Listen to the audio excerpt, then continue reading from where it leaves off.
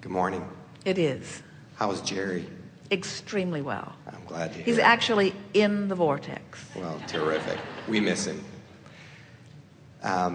Your talk this morning was wonderful and very timely for me. I'm wondering how I can help to reduce the resistance that I have to change. So, a little bit of background. We probably, like many people, change to something you feel like you have to have a lot of effort, put a lot of energy, a lot of attention to it. And Only because you're not doing vortex first. Right. If you do vortex first, it's effortless. Right. If you don't do vortex first, it's really hard and turns out crummy. Well, and I'm making a lot of progress. So my financial life has changed dramatically. My business life has changed dramatically. I'm making the improvements, and it's like the change is happening, and there's a tremendous amount of effort that goes into accomplishing that change. And so when I listen to you talk, and I realize... What kind of effort? Actual physical effort, get up early, work late, do whatever I think feels like in the past it takes effort to accomplish something. And so rather than, I'm trying to allow things more than make things more. So when you're talking about change, give us just a little bit what you mean by change. In other words, are things changing for the better? Yes. And that's not hard to take, is it? No. So, but there's something underlying your conversation when you're talking about change. I think it's... What other things have changed? What other things have changed? I do, in the past, I used to maybe not come to a seminar here on a work day. I might not have done that. So I'll do that. Most didn't. Right. And yet, somehow there's a feeling that I would like to reduce that feeling of there'll be a price to pay for that, or I'll have to work extra hard to get caught up as a result of that. And that's where I'm making the changes, I'm feeling the improvement, but it isn't coming as easy as I know that it should be. Well, one of the things that is most hindering to most people is in change.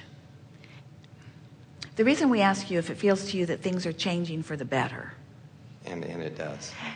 So if things are changing for the better, then you're in this positive flow. In other words, your anticipation is in a place where you're not introducing resistance, which equals struggle and effort. But because you're feeling some struggle and some effort, it lets us know that there's some awareness. In your experience, we're talking not necessarily financially, but maybe, mostly emotionally, have you been in a place that felt better to you overall than you are in right now? Was life easier? Because you're talking about effort. So was there a time when it felt like less effort? Was there a time in your life when it felt like it was just moving along more easily? I would have to say probably yes. We would say certainly yes. It's all right. It's true of almost everyone. But here's the thing that's so interesting. Life is at its best now. Not just because the vortex is ripe with things that are forthcoming in manifestation, but because you've expanded into a better place. It's always better where you are, no matter how it seems to look.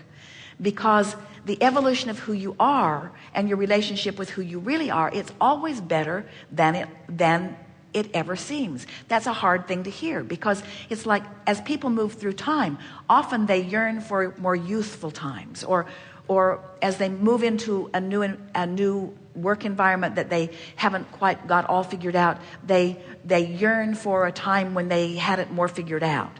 There's this comparison that is a pretty common thing that people do, that does not serve you very well. And if we could convince you, and we can't do it with words, we will offer a lot of words here in an effort to convince you. But if we could convince you that you are at your best of times now, if you could accept that there is always this new standard, there's this new norm that you are living, that you are now from this new norm reaching into something that is better, and you make no comparisons about anything that was before, you would release a great big wad of resistance, and you would feel energy begin to move, and when energy begins to move, the effort factor can come way down. Because what the effort factor is every single time, we love telling you this, whether you can hear it completely or not, the effort factor is always about bucking your own resistance. That's what every bit of the feeling of effort always is. It's about bucking resistance, which only exists because there's contradiction going on in your vibration. And there's something about, we've used the words, a lot of people have, but we've used the words making peace with what is as a way of beginning the explanation of this, that as you accept what is as what is, this is where I am, and then you diffuse it immediately by saying it's where I am, but it's temporary because the vortex is really where I'm going. We offered the best analogy that we've ever offered recently about you get your new car, and while they're building it, you say to them, you know that windshield that you usually put out there, I want it in the floorboard. Don't even put one out there because I always look right where I am. And so I'm just going to be looking where I am and hoping for the best and of course, relative to what you're doing out on the highway, you know how ridiculous that is. Looking where you are is too late. It's too late. You want to be looking where you're going. But it's not, we don't mean it in the sense that what we mean is you want to look out there where you're going because that's where all the joy is. That's where all the alignment is. That's where all the energy is. And that's where the effort factor isn't, you see. Right. And